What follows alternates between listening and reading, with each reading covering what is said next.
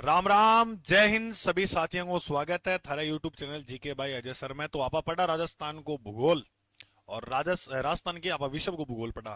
9 बजे की क्लास में पढ़ा राजस्थान को। तनु वर्मा, नमस्ते नमस्ते नमस्ते। क्लास नहीं चल रही, चल गई भाई। अब देखो, अभी अपन शुरू कर देते हैं अपना टॉपिक। आज प्रमुख वनस्पति। ऐसा पढ़ाऊंगा मेरे भाई, ना तो कभी पढ़ा है। मजा आ जाएगा पढ़कर। चलो करें शुरुआत। ठीक है। टॉपिक का नाम है, टॉपिक का जो अपना नाम है ना, वो क्या है? संसार की प्रमुख वनस्पति। संसार की प्रमुख वनस्पति, वनस्पति एवं वन्य जीव। क्योंकि इन वनस्पति में कौन कौन से वन्य जीव रहते हैं, ये टॉपिक रीट के अंदर जो है वो एसएसटी वालों अच्छे तरीके से मेंशन किया हुआ है। सिंपल सा टॉपिक है, ज्यादा टफ भी नहीं है। थोड़ा सा समझने का टॉपिक है, थोड़ा समझ लो अभी के बाद हरो मामलो सेट है? क्लास सही चल रही है क्या? कोई दिक्कत वाली बात नहीं? करें शुरू? Okay okay. एक बार जितने भी प्रिय साथी जो देख रहे हैं, देखो जो है वो इधर ध्यान से देखेंगे सभी प्रिय साथी। ये आपके सामने मैंने बनाया ग्लोब, पृथ्वी। और इस पृथ्वी पर आपको तीन रेखाएं जो है वो खींचनी है। कितनी रेखाएं? तीन। तो पहली रेखा आपा खींचना बिल्कुल बीच में। ये हो गई 0 डिग्री भूमध्य रेखा। 0 डिग्री भूमध्य रेखा। ठीक है। चलो अब इसके ऊपर जाते हैं। अगर हम इसके ऊपर जाएंगे तो यहां पर आपको एक रेखा नजर आएगी। बोलो, इसके ऊपर एक रेखा नजर आएगी? आएगी। फिर इसके ऊपर जाएंगे तो आपको एक रेखा और नजर आएगी। महत्वपूर्ण रेखाओं की बात कर रहा हूं। ये जो है इसका नाम है 23.5 डिग्री करक रेखा। 23.5 डिग्री कौन सी रेखा? करक। करक रेखा के अगर अपन उत्तर में जाएंगे तो यहां पर आपको देखने को मिलेगी 66.5 डिग्री आर्कटिक रेखा। आर्कटिक रेखा 66.5 डिग्री आर्कटिक, 23.5 डिग्री करक और 0 डिग्री भूमध्य। समझो बात को ध्यान। फिर अपन नीचे चला, सेम इतो ही पढ़नो है। ये लो। फिर और इसके नीचे चलेंगे तो यहां भी 23.5 डिग्री पर आपको याद रखना है और इधर भी 66.5 डिग्री पर आपको याद करना है। इधर 23.5 डिग्री पर आपको देखने को मिलेगी मकर रेखा। कौन सी रेखा? बोलो बोलो मेरे साथ, बोलो भाई, मकर रेखा। और नीचे जो 66.5 डिग्री पर देखने को मिलेगी उसका नाम होगा अंटार्कटिका। अंटार्कटिका रेखा या अंटार्कटिक रेखा।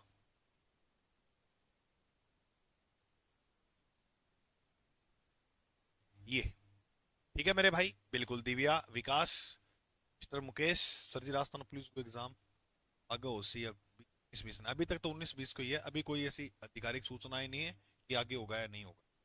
चलो देखो, आगे करानो आगे बोलो। चलो देखो, सारों पहला अगर आप बात करें तो देखो, भूमध्य रेखा और कर्क रेखा के बीच में यहां पर जो जलवायु देखने को मिलती है वो कैसी मिलती है? उष्ण कटिबंधीय। देखो एक बात याद रखना, यहां जलवायु का रोल बहुत बड़ा होता है किसी क्षेत्र में वनस्पति को उगाने में। जय मैं थाने की छोटी सी बात बताऊं। अब आप पश्चिमी रेतीले राजस्थान में जाओ, वहां आपको वनस्पति सिर्फ कांटेदार कांटेदार मिलेगी, है ना? ज्यादा यहाँ घने वन नहीं मिलेंगे। क्यों? क्योंकि वहां वर्षा कम होती है। देख जाओ आप झालावाड़ी आड़ोती क्षेत्र में, वहां फुल घने वन जो है वो आपको देख मिलेंगे। और माउंट आबू में जाओगे तो सदाबहार वन भी देखने को मिल जाएंगे।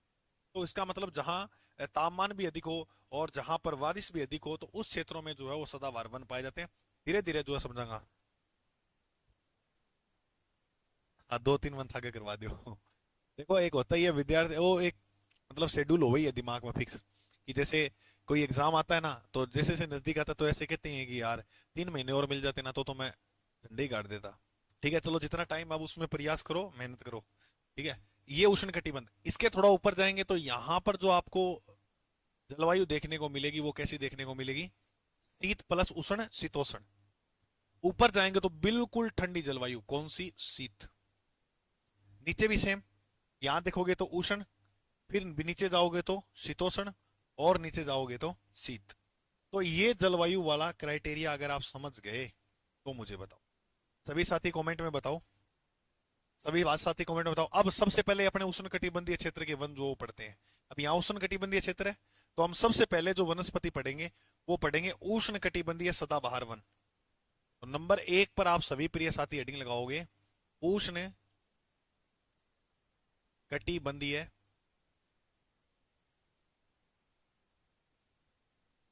सदाबहार वन। सदाबहार वन, ये अपने को याद रखने हैं, उष्ण कटिबंधीय सदाबहार वन। ठीक है मेरे दोस्त, ओके। अब सुनो, उष्ण कटिबंधीय सदाबहार वनों की अगर हम बात करते हैं तो सदाबहार वन वह वन होते हैं जो सदैव हरे भरे रहते हैं। सदैव हरे भरे रहते हैं, ये सूखे नहीं होते हैं। हाँ, ये सदैव क्या रहते हैं, हरे भरे, याद रखना। तो मेन बात याद रखनी है कि इन वनों का जो विस्तार है, इन वनों का जो विस्तार है, इन वनों का यहां पॉइंट बना के लिखते चलो, विस्तार। तो इनका जो विस्तार है वो कहाँ है? तो इनका जो विस्तार देखने को मिलता है, जैसे ये अपना होगा ग्लोब, और ग्लोब में ये रेखा होगी कौन सी, भूमध्य। कौन सी रेखा होगी भाई, बीच वाली, भूमध्य।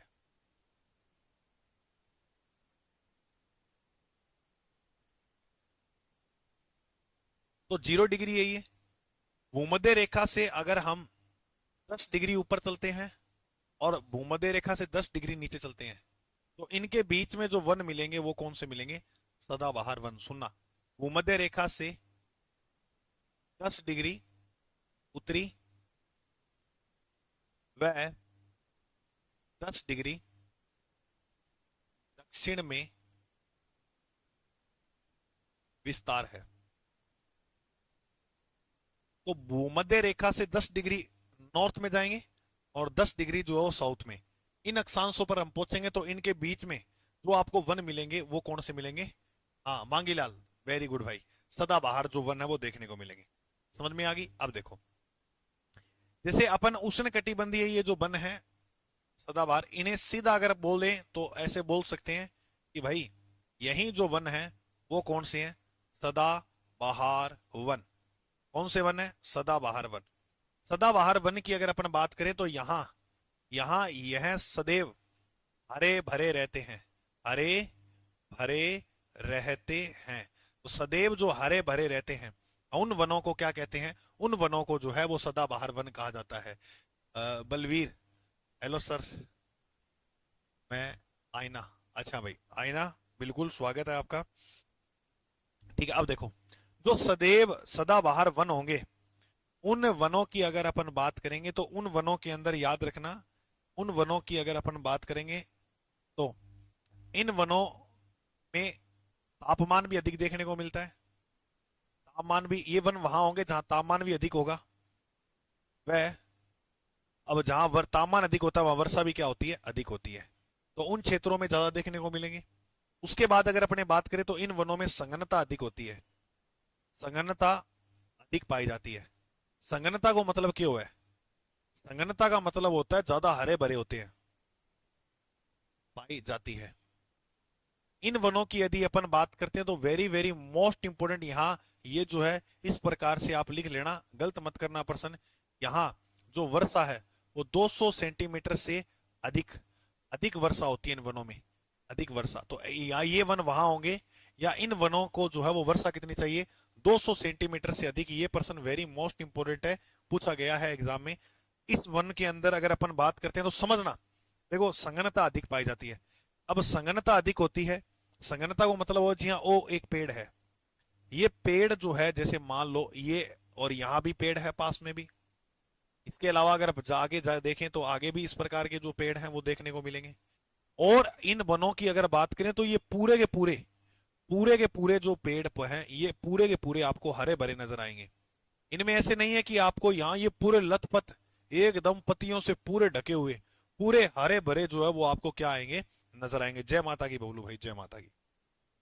अच्छा, जिन वनों में संघनता ज्यादा होती है ना, एक बात याद रखना कि वह आर्थिक महत्व के वन नहीं होते हैं। इसलिए वेरी इंपोर्टेंट प्रश्न है, यह आर्थिक महत्व के नहीं है, आर्थिक महत्व के नहीं है। गुरुजी इसका रीजन बताओ क्यों नहीं है ये वन आर्थिक महत्व के। देखो, आर्थिक महत्व के ये वन इसीलिए नहीं है क्योंकि अगर जिन वनों के अंदर जो है संघनता ज्यादा होगी, संघनता ज्यादा होगी तो याद रखना उनको कटाई करने में मुश्किल होगी, उनको काटना जो है, काटना, काटना मुश्किल होगा, मुश्किल होगा। तो एक तो बात ये होती है। दूसरी बात, यह अधिक ऊंचे भाग पर पाए जाते हैं, अधिक ऊंचे भाग पर पाए जाते हैं। क्या भाई, यह अधिक ऊंचे भाग पर पाए जाते हैं।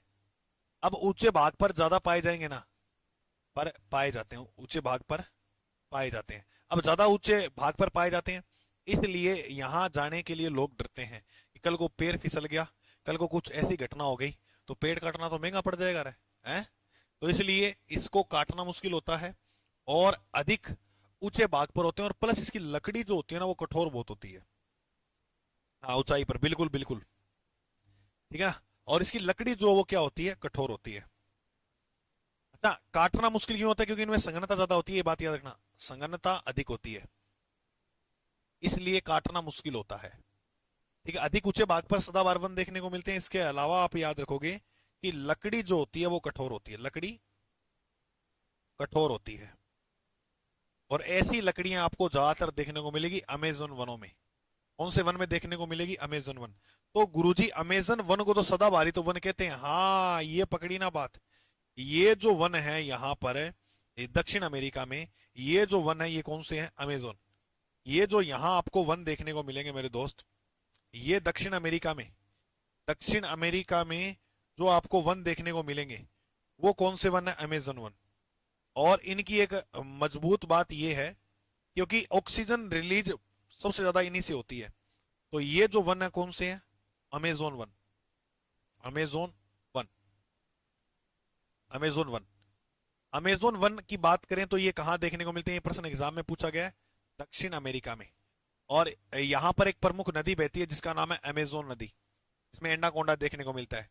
तो इस अपना टॉपिक क्या आज? संसार की प्रमुख वनस्पति और जीव। तो जीव भी पढ़ेंगे, कौन कौन से जीव यहाँ देखने को मिलते हैं। कोचिंग सेंटर नोट्स किताब फौज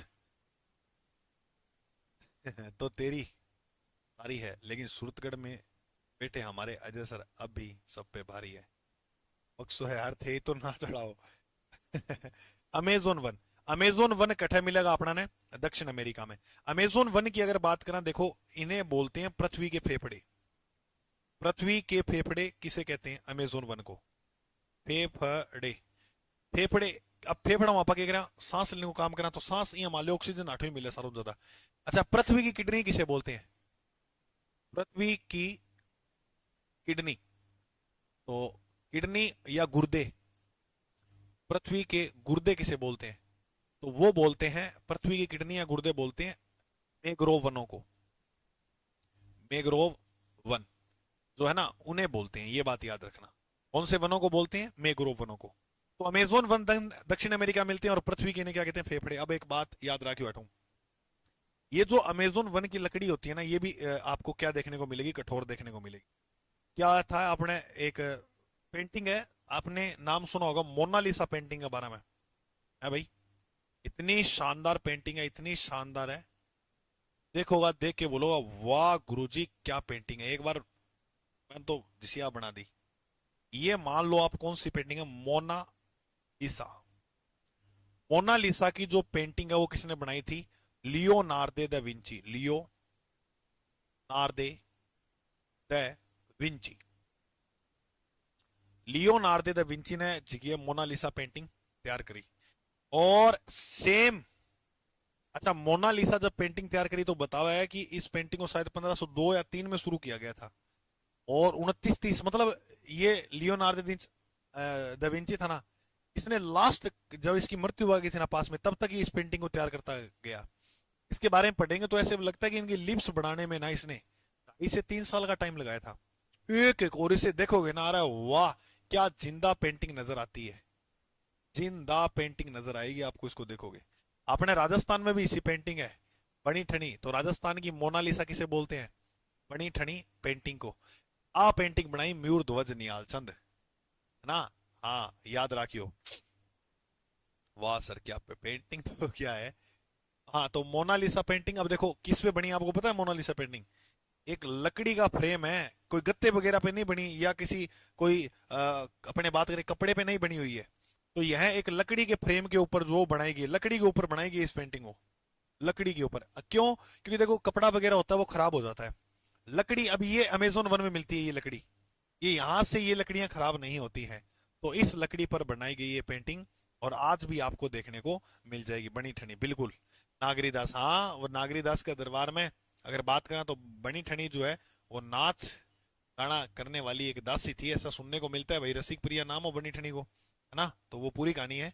अब कहानी ना एक बार ना बताता हुआ आप टॉपिक की ओर चला। देखो कितने शानदार तरीके से समझ में आ रहा है।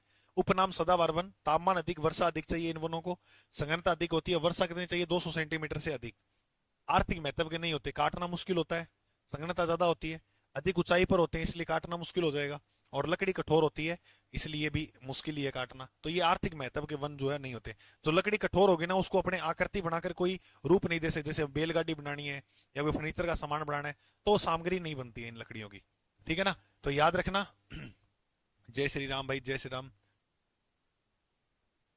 चलो, अमेजन वन की बात करें तो दक्षिण अमेरिका में थान देखने मिला, और अमेजन नदी के बारे में पूछे तो भी कहां मिलेगी, दक्षिण अमेरिका में। ठीक है, इतनी बात समझ में आ गई। अब आगे लिखो, इसी अमेजन वनों के अंदर लिखना है कि विश्व की 90% जो लताएं होती हैं वो इन्हीं वनों में देखने को मिलती है। बहुत अच्छा प्रश्न है, याद रखना कि विश्व की 90% लताएं, 90% लताएं इन्हीं वनों में देखने को मिलती है, इन्हीं वनों में देखने को मिलती है, देखने को मिलती है। तो विश्व की कितनी प्रतिशत लताएं, यानी पूरा दुनिया का अंदर जितनी लता है, लता किने बोला ये बताओ सारा कमेंट में। अरे लता किने बोलते हैं, लता, लता बोलते हैं बेल को, बेल हो नहीं बेल, बेल उसे बोलते हैं लताएं, किसको, बेल को। और इन्हें इन्हें सदाबहार वनों में क्या कहते हैं, इन्हें लियाना कहते हैं। बेल को किस नाम से जाना जाता है, लियाना, तो लियाना कहते हैं। तो याद रखो विश्व की 90% लताएं सदाबहार वनों में देखने को मिलती है, जिन्हें क्या कहते हैं, जिन्हें अगर हम बात करें तो लियाना, तो इन्हें लियाना कहते हैं। ये बात और याद कर लेना साथ में, 90%। बहुत बढ़िया मनीष साहब, बहुत बढ़िया, बहुत बढ़िया, समझ में आ गई बात, ठीक है। अब अपन बात करते हैं इसके बाद कि इनके अंदर जो प्रमुख वनस्पति कौन कौन सी आएगी, प्रमुख वनस्पति जो है वो कौन कौन सी यहां देखने को मिलेगी। तो यहां बात करते हैं अपने प्रमुख वनस्पति की, वनस्पति। तो याद रखना यहां पर वनस्पति की बात करें तो आपको देखने को मिलेगी रोजवुड, रोजवुड बोले तो शीशम, रोजवुड बोला जाए तो शीशम। अच्छा, बहुत बार आपने नाम सुना शीशम की लकड़ी, शीशम की लकड़ी। तो शीशम की जो लकड़ी होती है वो मुख्यतः कौन से वनों की होती है, ये प्रश्न याद रख लेना, कौन से वनों की होती है, शाबाश, सदाबहार वनों की, बहुत बढ़िया, ठीक है ना। उसके बाद याद रखोगे महोगनी, महोगनी वृक्ष, ताड़ वृक्ष, ताड़ वृक्ष, और बांस। बांस की अगर अपने बात करें तो विश्व की सबसे लंबी घास है, विश्व की, ये है ना एक वृक्ष नहीं है, ये घास का प्रकार है। और अगर आपसे पूछे विश्व की सबसे लंबी जो घास है, विश्व की जो सबसे लंबी घास है वो किसे माना जाता है, बांस को। क्या याद रखोगे, बांस, ठीक है, ठीक है। उसके बाद आबनूस, सिनकोना, सिनकोना, और जो इनके अगर कोई मलेरिया जैसे रोग वगैरह की होती है ना, उनकी दवाइयां जो है वो बनाई जाती है इनसे, दवाइयां जो है वो बनती है, रोग वगैरह जो होता है जैसे मलेरिया जैसा रोग हो गया उनकी दवाइयां वगैरह बनती है। गटापारचा, ये सारी की सारी जो है वो वनस्पति आपको, संसार की प्रमुख वनस्पति है। ये सारी की सारी जो वनस्पति है वो कौन से वन के अंदर देखने को मिलेगी, सदाबहार वन, सदाबहार वन के अंदर जो है ये वनस्पति देखने को मिलेगी। बताओ सभी साथी समझ में आई क्या?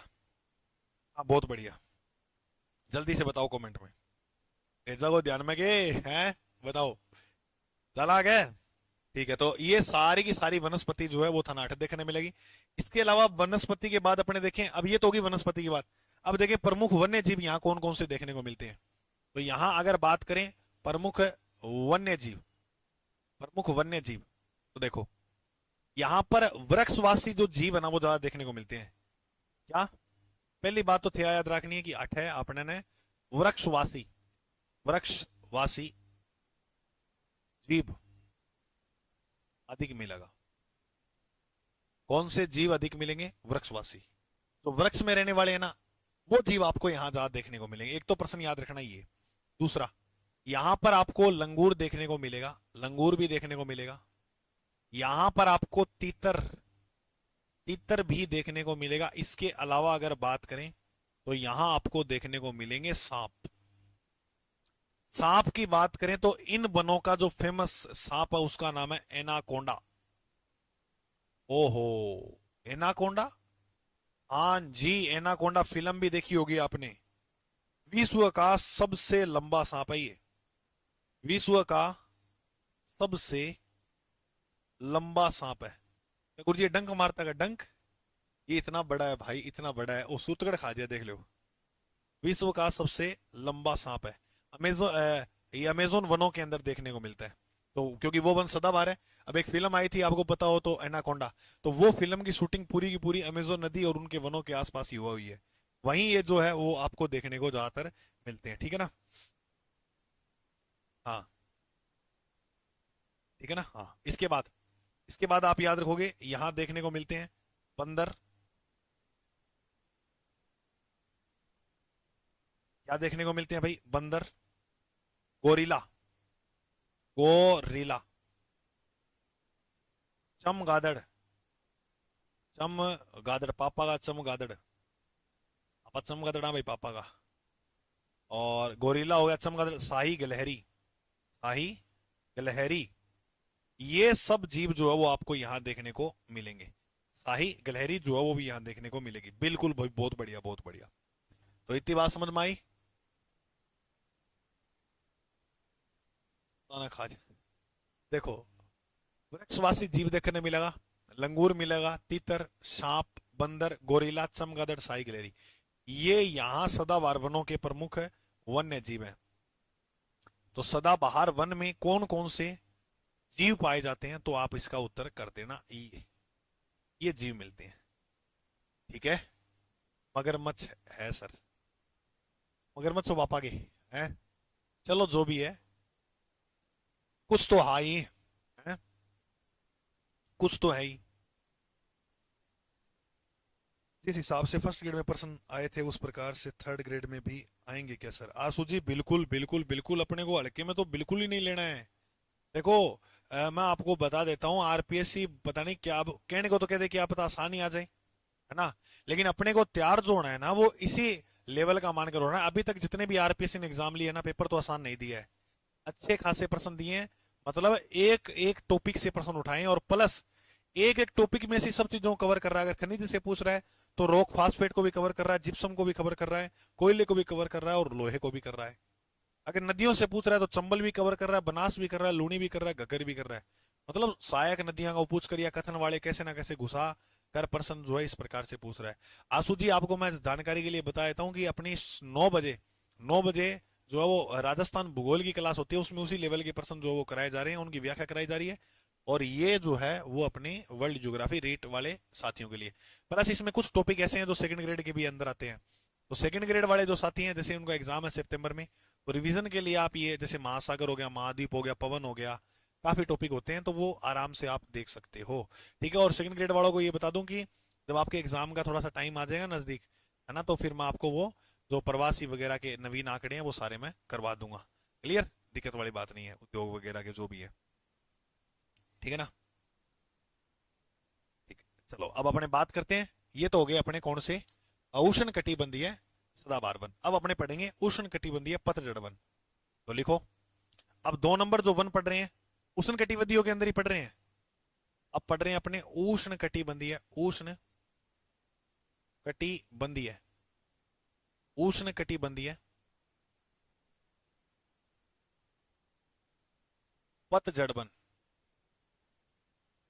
अतः पतझड़ को आप एक नाम से और जानते हो, पर्णपाती, पर्णपाती वन। उष्ण कटिबंधीय पतझड़ कह दो या उष्ण कटिबंधीय पर्णपाती वन जो है इन्हें अपने कह सकते हैं। क्लियर? हाँ सर, वो क्लास तो देखता हूं लेकिन लेवल वन के लिए, लेवल वन में इतो को नहीं, मैं थाने बताऊं, लेवल वन में आप 10वीं तक की एनसीईआरटी पढ़ लो बहुत है, लेकिन अगर लेवल टू की तैयारी कर रहे हो ना तो आपको 12 तक की पढ़नी पड़ेगी भाई। लेवल टू तक की तैयारी कर रहे हो तो आपको 12 तक की पढ़नी पड़ेगी। हाँ ठीक है ना। चलो अब देखो, इन वनों की अगर बात करें तो पहली बात आई है कि इन वनों का जो विस्तार है वो कहां देखने को मिलता है। इनका जो विस्तार है आपको वो देखने को कहां मिलेगा, तो वो अपनो ग्लोब है और ये भूमध्य रेखा, भूमध्य भूमध्य रेखा अगर ऊपर चलना तो 5 डिग्री नॉर्थ है, 5 डिग्री ये रहा, 10 डिग्री नहीं 5 से लेना है, ठीक है। 5 से लेकर 30 डिग्री नॉर्थ के बीच में जो वन मिलेंगे, 5 से लेकर 30 के बीच में जो वन मिलेंगे उन वनों को क्या बोलेंगे, पतझड़ वन। तो भूमध्य रेखा के उत्तर व दक्षिण में एक जगह तो नहीं मिलेंगे, सेम ऊपर मिलेंगे, वैसे ही आपको यहां देखने को मिलेंगे, नीचे भी उसी प्रकार के मिलेंगे और इतनी दूरी पे मिलेंगे, है ना। ये बात याद रखना मेरे भाई। तो भूमध्य रेखा के उत्तर व दक्षिण में 5 डिग्री से 30 डिग्री अक्षांश रेखाओं के मध्य, अक्षांश रेखाओं के मध्य ये वन आपको देखने को मिलेंगे। या तो ये बात लिख सकते हो या ये लिख सकते हो कि 5 से 30 डिग्री आपको उत्तरी व दक्षिणी गोलार्ध के अंदर जो है वो वन देखने को मिलेंगे, दक्षिणी गोलार्ध में वन देखने को मिलेंगे, ये बात भी हम लिख सकते हैं। एक बात याद रखना, यहां पर जो मैंने आपको कराए थे ना सदाबहार, अब यहां मैंने आपको 10 लिखाया था, बाकी रियल में यहां लिखना तो 10 ही है, लेकिन रियल में देखे तो ये 5 डिग्री तक ही रियल में सदाबहार वन मिलते हैं, 5 डिग्री तक, 5 उत्तर और 5 दक्षिण, ज्यादा सदाबहार वन इसके आसपास रहते हैं, उसके ऊपर थोड़ा सा पतझड़ वन जो है वो आ जाते हैं, है ना। तो इसीलिए यहां पर मैंने 5 लिया है, ठीक है। तो ये वन जो 5 से 30 डिग्री अक्षांश रेखाओं के बीच आपको उत्तरी और दक्षिणी गोलार्ध में देखने को मिलेंगे। यहां पर अगर अपन बात करते हैं वर्षा, अब वहां 200 सेंटीमीटर से अधिक वर्षा चाहिए, तो यहां जो है वर्षा यहां जो वर्षा है, वर्षा 100 से 200 सेंटीमीटर तक अगर हो जाए तो इतनी वर्षा इन वनों को चाहिए, पतझड़ वनों को। ये जो वन होते हैं वो मानसून के ऊपर निर्भर होते हैं, ये जो वन होते हैं वो किस पर निर्भर होते हैं, मानसून पर, इसलिए इन्हें मानसूनी वन भी कहते हैं। कौन से वन कहते हैं, मानसूनी वन कहते हैं। तो याद रखना किन वनों को मानसूनी वन कहते हैं, तो ये जो उष्ण कटिबंधीय पतझड़िया पर्णपाती वन है, इन्हीं वनों को क्या कहते हैं, मानसून।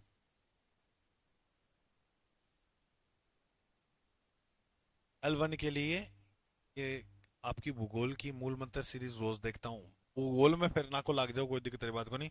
और आप जो L1 के लिए जीके की बुक पढ़ रहे हो, देखो बुक सारी बढ़िया होती है, सारे अध्यापक बढ़िया होते हैं, सारे कोचिंग सेंटर बढ़िया होते हैं, बस खेल है कि हमें किसकी लैंग्वेज समझ आ रही है, तो जिसकी लैंग्वेज समझ में आ रही है वो पढ़ो, कोई भी है। मैं कभी ये आपको जैसे मान लो कहते चलो आज तो को नहीं है, कल काल को अपनी बुक आएगी मान लो, है ना, भूगोल की, तो क्योंकि मैं लिख रहा हूँ अभी पे काम कर रहा हूँ, तो मैं आपको कभी भी ऐसे प्रेरित नहीं करूंगा कि थोपूंगा ना कि मेरी ही लेनी पड़ेगी ना। जो आपको लैंग्वेज समझ में है, सिंपल है, क्योंकि ये देखो लगभग मैटर लिखा होता है, मिल जाता है एग्जाम में, कोई दिक्कत वाली बात नहीं है ना, वो बात होती है। चलो आगे चले। ओके, तो टेंशन मत लो यार, आप तो टेंशन बहुत ले रहे हो, इतनी टेंशन काहे लेनी है, क्यों डरे, जिंदगी में क्या होगा, कुछ नहीं होगा, तो एक अच्छा तजुर्बा तो होगा ही, कोई बात नहीं, आप बढ़िया। हाँ, सारे एमसीक्यू जरूर लगाना, आप ये गलती कभी मत करना, एमसीक्यू जरूर लगाना आप, हर आपके जितने भी सब्जेक्ट ना L1 के अंदर, उसके हर टॉपिक के आपको एमसीक्यू तैयार होने चाहिए सारे के लगे हुए, ठीक है, फिर तो मजे की बात, ठीक है ना। चलो अब आगे बढ़ते हैं। इन्हें मानसूनी वन भी कहते हैं, क्योंकि ये जो वन होते हैं वो किसके ऊपर निर्भर होते हैं, मानसून पर निर्भर होते हैं, इसलिए इन्हें मानसूनी वन। अब देखो, इन वनों की अगर अपन बात करते हैं तो अब ये बात लिखी, दूसरी बात, इन वनों में इन वनों में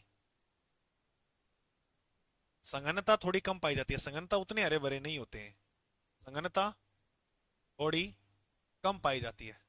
थोड़ी कम पाई जाती है। Very very most important person बनेगा यहाँ पर। संघनता थोड़ी कम पाई जाती है, तो इसका मतलब ये है कि संघनता यहाँ थोड़ी कम पाई जा रही है, संघनता थोड़ी कम पाई जा रही है।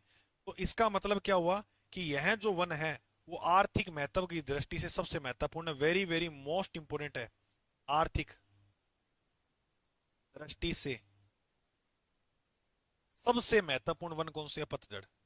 सबसे महत्वपूर्ण महत्वपूर्ण वन है। आर्थिक दृष्टि से सबसे महत्वपूर्ण जो वन है वो कौन से हो जाएंगे? वो संघन वन हो जाएंगे। आर्थिक दृष्टि से सबसे महत्वपूर्ण वन हो जाएंगे। क्यों? क्योंकि इनको काटने में भी आसानी होती है, प्लस ये इतने संघन नहीं होते तो काटने में आसानी, प्लस ज्यादा ऊंचाई पर नहीं होते हैं, है ना। और इनकी जो लकड़ी होती है इतनी कठोर भी नहीं होती है। अब कठोर नहीं होगी तो उसको उसके हम जो है वो यूज कर सकते हैं, जैसे यातायात के साधनों में, यातायात के साधन निर्माण में, ये साधन निर्माण में यूज कर सकते हैं। इन लकड़ियों से ये निर्माण किया जाता है, ठीक है। क्योंकि इसके अलावा अगर अपन बात करते हैं तो अगर यातायात के साधन निर्माण की बात करें और इसके अलावा फर्नीचर फर्नीचर की बात करें तो फर्नीचर बना सकते हैं इससे। इसके अलावा बात देखें तो देखो जितनी भी लकड़ियों से बनने वाली सामग्री है, अन्य सामग्री जो किससे बनती है? कास्ट से। कास्ट को मतलब क्या है? लकड़ी। और याद रखना इसकी जो लकड़ी होती है वो दृढ़ होती है। इसकी जो लकड़ी होती है दृढ़ कास्ट के वृक्ष होते हैं, दृढ़ कास्ट के वृक्ष होते हैं ये।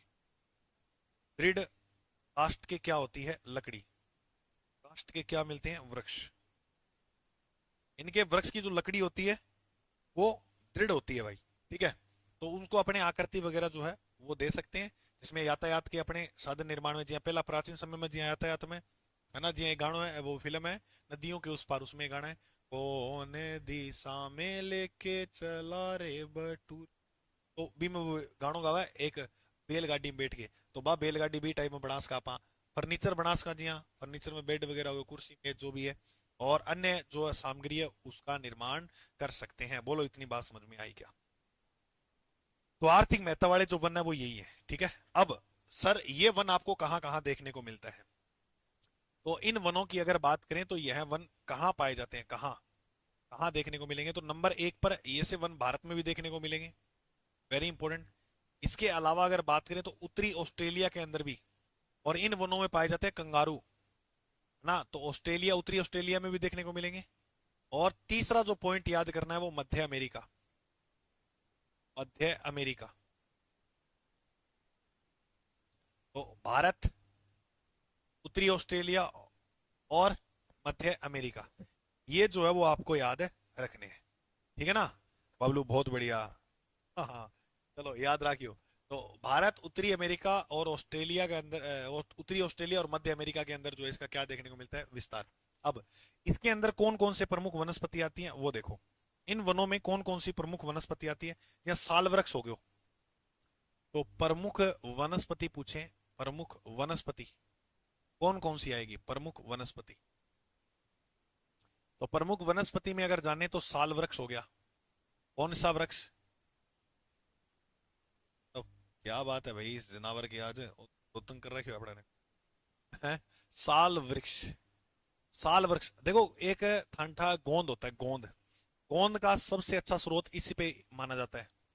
गोंद का सबसे अच्छा स्रोत है साल वृक्ष। गोंद प्राप्ति के लिए सबसे अच्छा स्रोत जो मानते हैं, बताओ सारे मेरे साथ 1 मिनट में ये लाइन याद करो। गोंद के लिए सबसे अच्छा जो स्रोत मानते हैं, गोंद के लिए जो सबसे अच्छा स्रोत माना जाता है वो किस वृक्ष को माना जाता है? साल वृक्ष को। सारे बोलो कमेंट में, गोंद के लिए सबसे अच्छा। हाँ ठीक है। तो उसके बाद 2 नंबर पे याद रखना, देखो ये इस प्रकार के वन मिलेंगे, अपनों ने पढ़ा, ये महुआ हो गया, महुआ का वृक्ष हो गया। उड़न गलेरी देखने को मिलती है ना महुआ के वृक्ष में। सागवान, सागवान के वृक्ष हो गए, है ना। तो याद रखना, साल वृक्ष हो गया, महुआ हो गया, हाँ सागवान हो गया, ठीक है। तो ये याद रखना। इसके अलावा याद रखोगे नीम, नीम के वृक्ष भी यहाँ आपको इसे वनों के अंदर देखने को मिल जाएंगे। नीम हो गया। अच्छा, यहाँ शीशम भी देखने को मिल जाएगी, शीशम की लकड़ी भी फर्नीचर वगैरह बनाया था तो शीशम यहाँ भी मिल जाएगा, ठीक है। शीशम में वही अलग अलग किस्म की आवे है ना, तो एक रोजवुड टाइप किया हुआ है, किकर पर हूं है। चलो याद रखो, ओ तो हो गया प्रमुख वनस्पति। अब इसके बाद अगर बात करें तो प्रमुख प्रमुख जीवों की, तो लिखो प्रमुख वन्य जीव। मैंने दो पढ़ा दिया था ना मैं, बस है कि तक 6-7 तो है। फिर रे के गयो तो ध्यान दे लो, ध्यानु ध्यानु ये चीजें समझ लो। हाँ अब देखो, बोलो शेर, शेर शेर मिलेगा, शेर। चीता, चीता। बोलो शेर, चीता, बाघ, तीन याद करो। देखो ये एक ही प्रजाति का, तो ये टाइप मापा तीनों एक साथ याद रख इसका। शेर हो गयो, चीता हो गयो और बाघ हो गयो। सर टेलीग्राम पे नोटिफिकेशन ही नहीं आया यार, नोटिफिकेशन क्यों नहीं आया? डाल तो दिया टेलीग्राम पे, टेलीग्राम पे डाली नहीं क्या क्लास आज? डाल रखिए ना, देखो भाई। टेलीग्राम चैनल है भाई, जीके भाई अजय शर्मा, आप सभी साथियों को कहता हूँ, जो साथी नहीं जुड़ा है वो जुड़ जाना, ठीक है। उसके बाद क्या याद रखो, घोड़ा। घोड़ा का बाद याद रखना है गेंडा। गेंडा का बाद याद रखना है लोमड़ी। गेंडा, गेंडा का बाद क्या याद रखनी है? लोमड़ी, हाँ ठीक है। अच्छा, दरियाई घोड़ा भी थनाटी देखने मिलेगा। दरियाई घोड़ा, दरियाई घोड़ा। उसके अलावा याद रखना गोल्डन लंगूर, गोल्डन लंगूर। ठाकुर जी गोल्डन लंगूर, हाँ गोल्डन कलर का होता है ना। शेर हो गया, चीता हो गया, बाघ हो गया, घोड़ा हो गया। इसके अलावा दरियाई घोड़े हो गए, लोमड़ी हो गई, गेंडा हो गया, और गोल्डन लंगूर भी यहाँ देखने को मिलता है, ठीक है ना। चीता ही कहते हैं, हाँ। और चीता का सगा सगा याद रखना कंगारू ही कहते हैं। कंगारू भी अठे थाने देखने बहुत बड़ी मात्रा में मिलेगा, है ना, कंगारू। कंगारू तो इसीलिए अपने एक प्रश्न पढ़ते हैं, ये प्रश्न एग्जाम में भी आता है कई बार, कि कंगारुओं का जो देश है वो किसे कहते हैं। तो कंगारू अपन सारों ज्यादा कठे मिला ऑस्ट्रेलिया में देखने, तो ऑस्ट्रेलिया को कंगारुओं का देश कहते हैं। ऑस्ट्रेलिया के अंदर ये वन पाए जाते हैं क्या? हाँ भाई पाए जाते हैं ना, उत्तरी ऑस्ट्रेलिया में। ऑस्ट्रेलिया को कंगारू का देश कहते हैं, कंगारू की भूमि कहते हैं। कंगारू की भूमि कह दो या कंगारुओं का देश, इसे कहते हैं ऑस्ट्रेलिया को। ये प्रश्न वेरी इंपॉर्टेंट है, याद कर लेना। गोल्डन लंगूर, हाँ गोल्डन लंगूर भी यहाँ देखने को मिलता है। और बताओ, इतनी बात था समझ में आई? एक लास्ट प्रश्न और लिख लियो, हाथी। हाथी भी थाना अठे देखने मिल जासी, ये देखने मिलेगा हाथी। ये लो भाई, ये आपका पूरा हो गया। कौन सा? 2 पॉइंट आज की क्लास में हमने कवर कर लिए। बताओ समझ में आई के बात? अच्छा, पतझड़ वन का मतलब है कि एक बार ये पत्ते गिराते हैं, ये और याद रखना। पतझड़ वन की अगर आप परिभाषा देखा तो पतझड़ वन क्यों बोलते हैं? क्योंकि यह एक बार पत्ते गिराते हैं, यह वन, और सदाबहार नहीं गिराते, उनके पत्ते वगैरह नहीं झड़ते, एक बार पत्ते गिराते हैं। इसलिए इन वनों को अपन क्या बोलेंगे? सदाबहार वन। ओके दोस्तों, तो ये थी भैया आज अपनी क्लास। कैसी लगी आप सभी को? और बढ़िया लगी तो लाइक कर दो, चैनल पर नए हो तो सब्सक्राइब कर दो। बस इतना ही मांगते हैं, और तो ज्यादा की मांग भी को नहीं है। चीती कहते हैं, चित्ती कौन आ गई? चलो, yes sir, R O S मत मारो है तो फिर बहुत बढ़िया बात है, यूं बढ़िया और क्यों हो। ठीक है, तो ऑल द बेस्ट। सभी बढ़िया साथी मेहनत कर रहे हैं, मैं ये पूरी उम्मीद कर रहा हूँ, बढ़िया पढ़ाई में व्यस्त हैं और शानदार तरीके से तपस्या कर रहे हैं। ये तपस्या हमें एक दिन जिताएगी मेरे भाई, और सफलता की जो सीढ़ी पर है वो चढ़ाएगी। देखना, पूरी जिंदगी जो है वो बदल जाएगी आपकी फिर। और फिर आपके बहुत अच्छे अच्छे दोस्त बनेंगे, और फिर आप जो है गाड़ियों में घूमोगे, है ना, बढ़िया बढ़िया गाड़ियों में। और आज किसी चीज को देखकर ऐसे सोचने का मन करता है ना, रेट देखते हैं कि यार ये खरीद लेंगे, कहीं सेल लगी होती है वहां भागते हैं, तो वो सब जो चीजें हैं, वो सब चीजें हैं वो दूर हो जाएंगी, है ना। कोई भी चीज है, अगर कोई पापा साथ में है, मम्मी साथ में, देखो बहुत होता है कि मैं मेरे पिताजी को गिफ्ट दूं ले जाकर, माता जी को दूं, लेकिन अपने पास पैसे नहीं होते, बेचारों को नहीं दे पाते हैं। सोच के देखो, इतना बड़े हो गए अपने, उन्हें मम्मी पापा को कितना बड़ा गिफ्ट दिया है। सोचो आप मम्मी पापा को एक बड़ा गिफ्ट देंगे तो उनको भी बहुत खुशी मिलती है। अब देखो, थे भी ना दो गिफ्ट जाके तो बा खुश हो है। सोचो मम्मी पापा को गिफ्ट दोगे तो उनके कितनी ज्यादा खुशी होगी। अरे उन्होंने पैदा किया आपको, वो कितने मतलब, आज मेरा बेटा या मेरी बेटी मेरे लिए ये लाई है, बहुत खुशी मिलती है भाई। ठीक है ना। ओके ओके ओके, तो बढ़िया सफल होना है अपने को, और मेहनत करो मेरे भाई साथ मिलकर। अब तो चलो मेल लाग रहे हैं, बाद में हम नहीं पढ़ाएंगे तो फिर, है ना, कोई और आ जाएगा, चलो वो तो कोई बात नहीं, आते रहेंगे लाइफ में। लेकिन ये है कि अभी साथ मिलकर पढ़ लो यार, फायदा में रहोगे। ओके, अभी के लिए सभी साथियों को जय हिंद, सभी साथियों को प्यार भरा नमस्कार, लव यू, टेक केयर, ख्याल रखना अपना सभी साथी, और खूब पढ़ना। ओके, जय हिंद।